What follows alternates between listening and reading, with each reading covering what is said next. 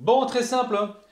Dans le bol ici, j'ai 400 g de farine, j'ai une cuillère à café de sel, cuillère à café de sel qui est là, j'ai 3 cuillères à soupe d'huile d'olive, l'huile d'olive je vais la mettre tout à l'heure.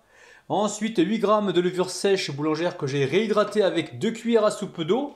D'accord, j'ai mis 2 cuillères à soupe d'eau dedans avec la levure sèche boulangère et 2 cuillères à soupe d'eau que j'ai récupéré des 210 ml, non 220 ml d'eau. Hein.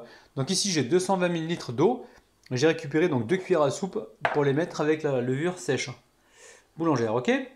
Ensuite, je vais mettre une demi-cuillère à café d'origan, je vais voir. J'ai ici du lait en poudre, une cuillère à soupe. Donc le lait en poudre, il est juste là. Et au niveau de l'eau, donc on prévoit 220 ml, ok. Donc c'est simple, très très simple. Dans l'eau là, je vais venir mettre mes 2 cuillères à soupe d'huile, ok. On va venir ici récupérer la levure fraîche. Voilà, ça fait même pas 2-3 minutes que j'ai mis ça dans le... Enfin, que j'ai fait le mélange eau et levure. Vous avez vu, hein, ça fait une pâte assez rapidement. Surtout si vous utilisez comme moi de la levure en granulé comme ça, il faut mettre le granulé au fond d'un verre et mettre juste 2 cuillères à soupe d'eau. Hein. Si vous mettez trop d'eau, vous allez galérer, hein, d'accord? Ok, ensuite je mets ici l'eau avec l'huile d'olive. On met ici l'origan. Waouh, ça va être bon ça. Hop là, pas plus que ça, hein, parce que ça parfume. Et on part au robot pour environ, pour un pétrissage environ 3-4 minutes, ok? Bon là on se rend compte que 220 ml ça suffit pas, donc on rajoute 2 cuillères à soupe d'eau pour l'instant, ok? Alors après ça dépend des farines, il y a des farines qui vont absorber plus que d'autres. Et c'est pour ça que c'est important de vérifier à chaque fois et de rajouter 2 cuillères à soupe d'eau si besoin. Donc là je pétris et je vois ce qui se passe. Donc n'hésitez pas à arrêter votre batteur et à rajouter 1 à 2 cuillères à soupe d'eau si besoin. Hein. On regarde ce qui se passe, s'il y a besoin d'en rajouter une dernière, on le fera. Allez, 3 cuillères à soupe d'eau les amis. Hein. 3, même 4, hein, on n'hésite pas. Hop là. On ajuste, en fait la quantité d'eau c'est en fonction de la capacité d'absorption de votre farine, d'accord? Ok? Donc vous pouvez déjà partir sur 230 ml d'eau, hein. Je le mettrai en commentaire. Hein. Allez, c'est parti pour le pétrissage d'environ 3 minutes.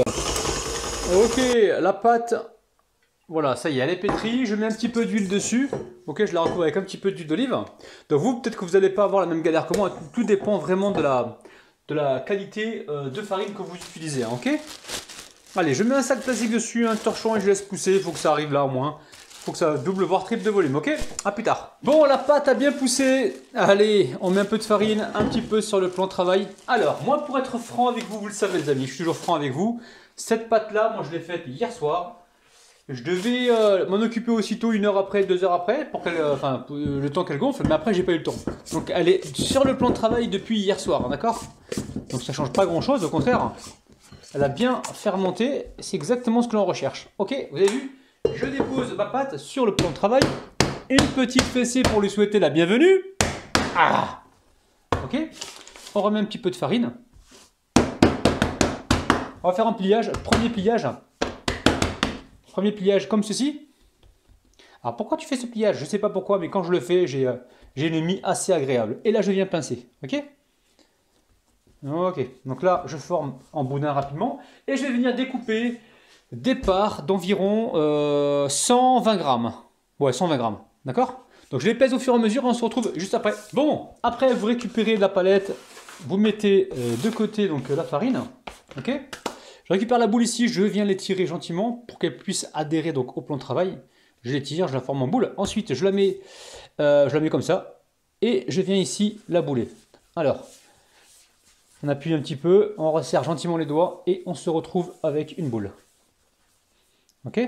On a une boule. On la met de côté, je vais répéter la même opération et on se retrouve tout de suite. Donc là, je voulais vous montrer, il me restait un bout de pâte à la fin et je l'ai divisé donc en plusieurs morceaux et voilà. Chacun a eu sa petite pâte, ok? Donc je vous en remontre une. Là, il faut que ça colle un petit peu au plan de travail pour que ça puisse être boulé. Vous voyez? Là, ok? Et là, on fait la boule. C'est simple, ça prend 2 secondes et vous avez une jolie boule. Vous mettez ça de côté, vous recouvrez d'un papier film et on se retrouve juste après. Bon, après, vous récupérez une boule, ok? Vous venez la fariner dessus, dessous. Ok. On l'aplatit un petit peu là pour lui donner une forme ovale. Et là, avec le rouleau, on va venir l'étaler. Alors, quand vous l'étalez, attention, on ne veut pas du papier à cigarette. Ne l'étalez pas trop fin parce que sinon, elle va mal monter, hein, d'accord? Ou elle ne montera pas du tout peut-être.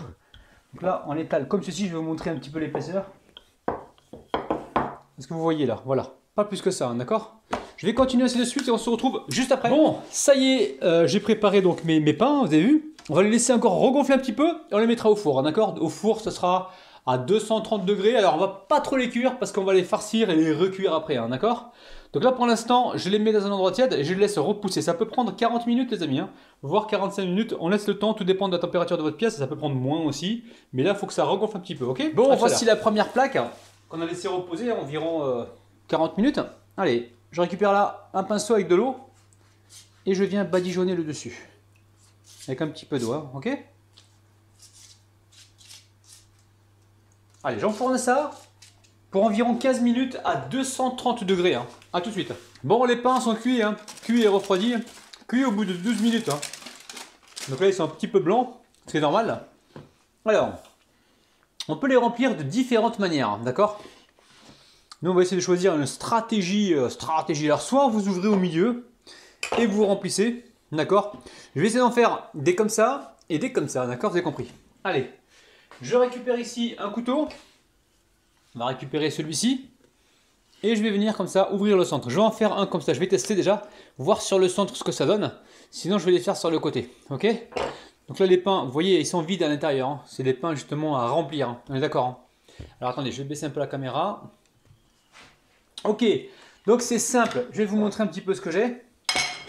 Ici j'ai de la salade, des oignons, de la tomate séchée, on peut prendre la tomate fraîche hein, si on veut, du thon, ok, du thon et de la mozzarella, ok. Donc c'est très simple. Dans un premier temps, regardez ce que je fais. Là ici j'ai mon pain, ok. Je vais y mettre de la moutarde. Alors après vous mettez ce que vous voulez, hein. Moutarde, mayonnaise, c'est vous qui voyez, c'est vous qui voyez, ok. On va mettre ici du ketchup, donc ketchup bio. Ok, on en met un petit peu là sur le côté, ok. Et ensuite, on va venir remplir. Alors, on remplit avec quoi? Alors, on a de la salade.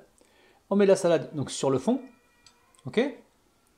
Ensuite, là pour alors, sandwich pour l'été, ça marche. Et sandwich également pour le ramadan. Hein. Vous allez voir, vous allez faire des heureux et des heureuses. Ici, je récupère un petit peu de tomates séchées ou tomates fraîches. Allez, je vais en faire aussi à la tomate fraîche, comme ça, pas de jaloux, hein, d'accord? Ok. Non.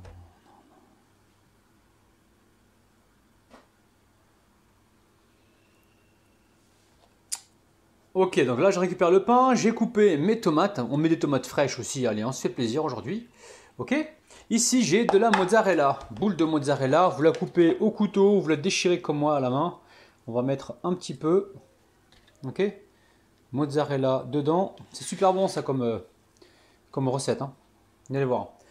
Là, ensuite, on a quoi? Alors, on pourrait mettre du sel, évidemment, mais bon, là, il y a la tomate séchée qui est salée. Il y a le thon qui est également salé, donc faites très attention au niveau du sel, hein, de la quantité de sel, hein, ok? Donc là, on a une boîte de thon. Alors, thon nature, vous prenez le thon que vous voulez, mais thon nature, ça se prête parfaitement bien. Je vais encore me répéter, attention au sel, d'accord? Parce que le thon est salé, la tomate séchée est salée, le fromage que l'on va mettre tout à l'heure est salé. Maintenant, c'est à vous de gérer, hein, d'accord, la quantité de sel. Donc ici, on met du thon. Alors j'ai mis quoi? 3 cuillères à café, pas plus, hein, d'accord? Ensuite, on récupère le citron. Vous avez vu, on fait un truc un petit peu à l'arrache. On récupère le citron et on va venir citronner comme ça l'intérieur du pain. Vous voyez? C'est gourmand, c'est estival. C'est dingue. Après, on peut rajouter ici une petite couche de tomate ketchup. Ok? Qu'est-ce qui nous manque? Il nous manque le fromage. Le fromage, plusieurs options. Soit on prend du fromage râpé, mozzarella, j'en ai ici, sinon, ou du fromage râpé classique. Si vous avez un fromage râpé qui est trop sec, par exemple comme ça, vous le mettez dans un bol et vous mettez quelques cuillères à soupe de lait dedans, justement pour réhydrater votre fromage, de façon à ce qu'il ait une bonne coloration lors de la cuisson. Donc là, vous voyez, je suis en train de rajouter donc, du fromage mozzarella. Allez, pas de perte chez Rabinou. On récupère également du fromage râpé. Ok. Et je vais enfourner ça dans un four qui sera préchauffé à environ 200 degrés. Ok. Et voilà, le but du jeu, c'est de réchauffer le tout et faire fondre un petit peu le fromage. Je vais continuer ainsi de suite, on se retrouve juste après. Bon, ça y est, j'ai fait mon petit montage. Donc là, le four, il est en train de préchauffer à combien il préchauffe le four? Environ 200 degrés, 210 degrés. Je vais amener ça au four pour que ça gratine un petit peu, pour que le fromage gratine un petit peu. Et on veut avoir un ensemble chaud. A tout de suite. Donc voilà, au bout de 10 minutes environ, 10-12 minutes, ça commence à colorer un petit peu. Là, on voit que les pains sont croustillants sur le dessus et moelleux à l'intérieur. Ok, on va les mettre sur une assiette. Je les ai laissés 5 minutes sur la grille. Là, je les mets directement sur une assiette. Regardez-moi ça. Ah, c'est dingue. Dinguissime. Regardez-moi ça. C'est incroyable. Incroyable. Peut-être caser celui-ci. Oh, celui-là, j'ai pas de pâte. Je le laisse de côté. Vous avez vu la famille? C'est dingue. Dinguissime.